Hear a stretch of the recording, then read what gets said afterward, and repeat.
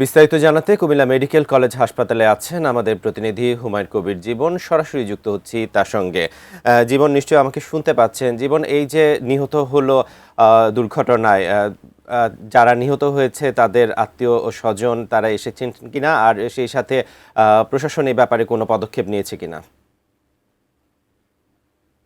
এই মুহূর্তে আছি কুমিল্লা মেডিকেল কলেজ হাসপাতালে। এখানে আজকে যে একটি মর্মান্তিক দুর্ঘটনা ঘটেছে, যে সবচেয়ে ভয়াবহ একটি ট্রেন দুর্ঘটনা, সেটা হলো যে বাস এবং ট্রেনের যে সংঘর্ষ হয়েছে সেখানে কিন্তু 12 জন নিহত হয়েছেন এবং বাসে যারা ছিলেন, যারা আহত হয়েছেন তাদেরকে এই কুমিল্লা মেডিকেল কলেজ হাসপাতালে আনা হয়েছে। আমরা এখানে যতটুকু জানতে পারলাম, এখানে দায়িত্বরত ডাক্তার এবং যারা আছেন তাদের সাথে কথা বলে যে বিষয়টি আমরা জানতে পেরেছি যে মোট 24 জন আহত রোগী এখানে এসেছেন। তারা কিন্তু অনেকে সেবা নিয়েছেন, তাদের স্বজনরা তারা নিয়ে গেছেন এবং যাদের অবস্থা বেশি খারাপ তাদেরকে ঢাকা রেফার করা হয়েছে। এছাড়াও যে এখানে বর্তমানে 6 জন আছেন যারা এখানে পরিচয় পাওয়া গেছে, আত্মীয় স্বজন রয়েছেন, তারা এখানে চিকিৎসা নিচ্ছেন। তো আমি যদি আসলে একটু ক্যামেরার চোখে একটু দেখাতে চাচ্ছি, মূলত আসলে যে 12 জন মারা গেছে তা 12 জন ছাড়া 24 জন গুরুতর আহত হয়েছিলেন। তাদের ভিতরে এখন বর্তমানে 6 জন হাসপাতালে আছেন। আমরা এখানে কর্তব্যরত ডাক্তারের সাথে কথা বলেছিলাম, তারা বলছেন তাদের অবস্থা আশঙ্কাজনক না, তারা আছেন হাসপাতালে চিকিৎসাধীন এবং যাদের অবস্থা আশঙ্কাজনক তাদেরকে ঢাকায় পাঠানো হয়েছে। তো সব কিছু মিলে যদি বলি যে আসলে ঈদের দিন ভোর রাত্রে যে ঘটনাটি ঘটেছে, সেই ঘটনায় যারা নিহত হয়েছেন তাদের যে লাশ, সেই লাশের মেডিকেলে আনা হয়েছে, এখানে রাখা হয়েছে বলে এখন আত্মীয় স্বজনের পরিচয় পাওয়া যায়নি।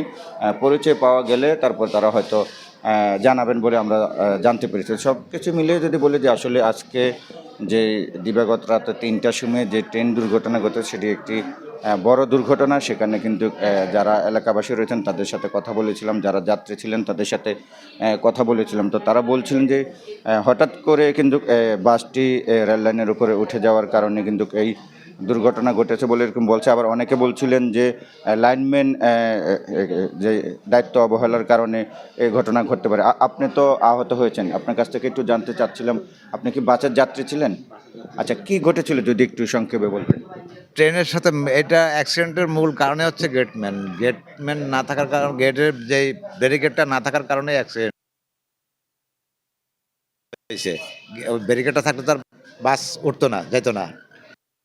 ওখানে মেন আরেকটা কারণ হচ্ছে ওখানে একটা বড় টার্নিং আছে। হ্যাঁ, একটা টার্নিং আছে, উপরে ফ্লাইওভার আছে। হ্যাঁ, যার কারণে ওখান থেকে দেখা যায় না যে কোনো বাস কিংবা ট্রাক যদি উঠে যায় বা চলে যায়, ক্রস করতে চায়, কিন্তু ওখানে ট্রেন আসলো কি না আসলো এটা দেখতে পায় না। আপনার সাথে কি আর কেউ ছিল? না, আমার সাথে আর কেউ ছিল না, আমি একাই ছিলাম, সিঙ্গেল। শুনছিলেন একজন বাসে থাকা যাত্রী যিনি আহত হয়েছিলেন, তিনি, আপনি কি এখন চলে যাচ্ছেন? না, না, যাচ্ছি না। আমার মাথাটাকে, আমার এখন নাক দিয়ে এখনো রক্ত পাইছি খুব প্রচণ্ড আকারে। একবার ছাদের সাথে যেয়ে বাড়ি খেয়ে নিচে পড়ে যাওয়ার পরে আমি আর বলতে পারি না, সেন্সলেস। শুনছিলেন আসলে মূলত যে 12 জন নিহত হয়েছেন তারা কিন্তু 24 জন হাসপাতালে এসেছিলেন। তার মধ্যে কিন্তু বর্তমানে 6 জন আছেন হাসপাতালে এবং এখনও কিন্তু এখানে তারা চিকিৎসা সেবা নিচ্ছেন। এছাড়াও যদি বলি যে আসলে এখানে যারা চিকিৎসা নিচ্ছেন তাদের অনেকের সাথে একটু কথা বলার আমরা চেষ্টা করছি, কিন্তু এখানে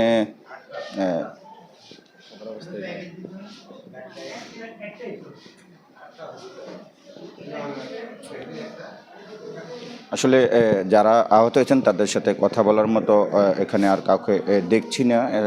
যতটুকু আমরা জেনেছি যে হাসপাতালে যিনি দায়িত্বরত আছেন তার কাছ থেকে আমরা দায়িত্বরত আছেন তার সাথে কথা বলে যে বিষয়টি আমরা সর্বশেষ জানলাম সেটি হলো যে এই কুমিল্লা মেডিকেল কলেজ হাসপাতালে এখন বর্তমানে 6 জন আহত রোগী রয়েছেন, তাদের পরিচয় পাওয়া গেছে এবং যারা নিহত হয়েছেন তাদের পরিচয় এখনও কিন্তু মিলেনি এবং হয়তো পরবর্তী সংবাদে যারা নিহত হয়েছেন তাদের পরিচয় জানানোর চেষ্টা করব। এবং এই ছিল আমার কাছ থেকে মেডিকেল কলেজ থেকে সর্বশেষ।